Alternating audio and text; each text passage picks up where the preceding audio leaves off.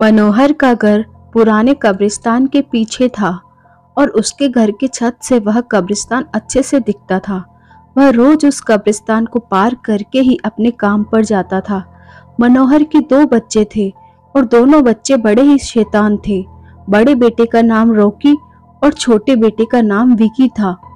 एक बार गर्मी की छुट्टियों में रॉकी और विकी की बहन सोनिया भी आई हुई थी। तीनों मिलकर रात के लगभग 12 बजे एक रूम में ट्रूथ और डेयर खेल रहे थे। रॉकी सोनिया से पूछता है कि तुम ट्रूथ लोगी या डेयर। सोनिया डेयर लेती है और पूछती है कि तुम लोग कुछ खतरनाक करने के लिए तो नहीं कहोगे ना। रॉकी, ये हुई ना बात, तो जाओ अब छत पर से घूम करके आओ और छत पर रखे गमले में से फूल तोड़कर लाना होगा, तभी हमें पता चलेगा कि तुम छत पर से आई हो। सोनिया, छत पर से तो कब्रिस्तान दिखता है ना। नहीं, मैं नहीं जाऊंगी। रॉकी और विकी दोनों सोनिया को छत पर जाने के लिए जबरदस्ती बोलते हैं। सोनिया छत पर जाती है और जैसे ही गमले में लगे फूल की तरफ बढ़ती है, तभी उसकी नजर कब्रिस्तान की ओर पड़ती है। कब्रिस्तान में एक बड़ा सा सूखा पेड़ होता है। वह देखती है कि उस पेड़ पर एक सर कटी उल्टी लाश लटक रही होती है। सोनिया उसे देखती है और जोर से चिल्लाती हुई बेहोश हो जाती है। फिर जब सोनिया बहुत देर तक छत पर से नहीं लौटती है, तो रॉकी और विकी दोनों डर जाते हैं और वह छत पर जा करके देखते हैं तो पाते हैं कि सोनिया बेहोश पड़ी है। वो तुरंत मनोहर को बुलाते हैं और सारी बात बताते हैं। मनोहर, तुम तीनों को ऐसा खेल खेलने की जरूरत क्या थी? और रॉकी, तुम तो जानते हो उस कब्रिस्तान के बारे में कैसी कैसी खबरें आती हैं, फिर भी तुम सोनिया को रात में छत पर जाने के लिए क्यों भेजा? रॉकी, सॉरी डैड, मुझे गलती हो गई, हम आगे से ऐसा नहीं करेंगे। मनोहर, और फिर कभी दोबारा ऐसा काम किया तो तुम दोनों को उसी कब्रिस्तान में छोड़ आऊंगा। अच्छा सोनिया बेटी, ये बताओ, तुमने वह ऐसा क्या देख लिया था कि तुम वहीं बेहोश हो गई? सोनिया सहमी हुई हालत में मनोहर को सारी बात बताती है कि उसने क्या देखा। मनोहर ने उस कब्रिस्तान के बारे में ऐसी खबरें पहले भी सुनी हुई थी, इसलिए वह सोनिया को डांटता नहीं है और बच्चों को संभल कर रहने की सलाह देता है। एक दिन मनोहर को काम से छुट्टी मिलने में देर हो जाती है और उस दिन उसे ऑटो भी नहीं मिलता। वह पैदल ही घर की ओर चल पड़ता है। इधर विकी और रॉकी दोनों आपस में बात करते हैं। रॉकी, विकी, तुम्हें क्या लगता है सोनिया ने जो कहा वो सच है? मुझे तो लगता है कि वो सिर्फ बातें बना रही है, वो उसका भ्रम होगा। विकी, अरे नहीं भाई, तुमने उसकी हालत देखी नहीं, एक दिन भी और यहाँ रुकने को तैयार नहीं हुई। मुझे लगता है कि उसने सच में कुछ देखा होगा।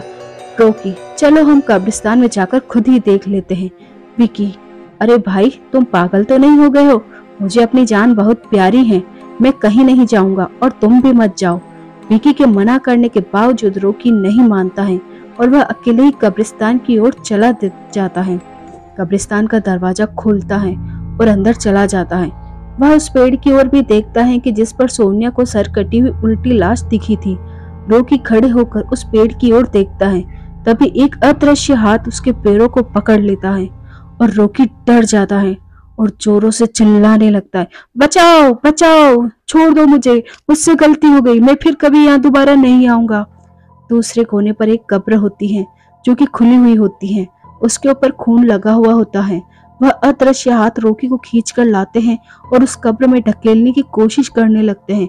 रॉकी चिल्लाता है, छोड़ दो, मुझसे गलती हो गई, मैं फिर यहाँ कभी नहीं आऊंगा, मुझे मत मारो, मुझे जाने दो। मनोहर काम से पैदल घर पहुंचने ही वाला होता है। जैसे वे कब्रिस्तान से गुजरता है, उसे रॉकी की आवाज सुनाई देती है। मनोहर, ये क्या? ये तो रॉकी की आवाज लगती है, ये तो कब्रिस्तान से आ रही है, मुझे जाकर के देखना चाहिए। मनोहर कब्रिस्तान में चारों ओर देखता है, लेकिन रॉकी नहीं दिखाई देता। वह घर पर लौट कर आ जाता है और विकी से पूछता है कि रॉकी कहाँ है? विकी, पापा, मेरे बार बार मना करने के बावजूद भी रॉकी कब्रिस्तान में चला गया। वो जानना चाहता था कि सोनिया जो कह रही थी वो सच है या नहीं। मनोहर, हमारे पास समय बिल्कुल भी नहीं है, जाओ घर के मंदिर में शंख में जो जल रखा है वो जल्दी से लेकर आओ, हमें रॉकी को खोजने कब्रिस्तान जाना पड़ेगा। विक्की वो जल लेकर आता है। मनोहर और विक्की कब्रिस्तान में जाते हैं। मनोहर जल छिड़कता है, फिर उसे किसी के घसीटने का निशान दिखाई देता है। वह समझ जाता है और फिर उस निशान का पीछा करते हुए उस कब्र तक पहुंच जाता है। मनोहर कब्र के आसपास वो जल छिड़कता है। कब्र से अजीब अजीब सी आवाजें आती हैं। विकी बहुत डर जाता है। मनोहर, मुझे लगता है कि श्रापित प्रेत आत्माओं ने रॉकी को इस कब्र के अंदर कैद कर लिया है। हमें जल्द ही इसे निकालना होगा। तुम ये पवित्र जल आसपास छिड़कते रहो, इससे हमें वो प्रेत आत्माएं कोई नुकसान नहीं पहुंचा पाएगी। मैं कब्र को खोलने की कोशिश करता हूँ।